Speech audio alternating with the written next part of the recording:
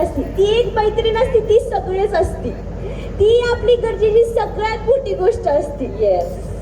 ती आपल्याला जे काय पाहिजे ते देते, खायला देते, सर्व काही देते. पण आपण तिला एका गोष्टीवर हट्ट करतो, ती आपल्याला कमी करायला पाहिजे.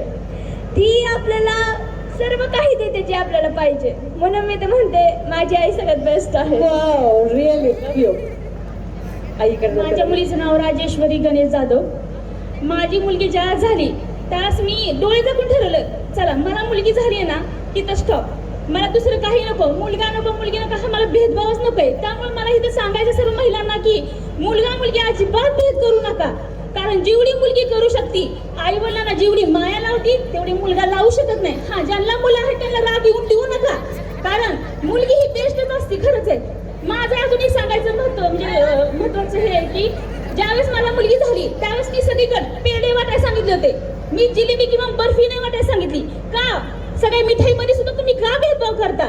मिठाईमध्ये भेदभाव, मुला मुलीमध्ये भेदभाव कशामुळं? तुम्ही कोण ठरवणार आहे सगळेजण? हे मुलगी जेवढं करते तेवढं मुलगा पण करतो, मग समान त्या मिठाईमध्ये पण का नाहीये? मुलगी झाल्यावर तुम्ही पेढा का वाटत नाहीये, जिलेबी किंवा बर्फी का वाटता? तर सगळ्यांनी मुलगी झाल्यावर देखील पेढाही वाटलं पाहिजे.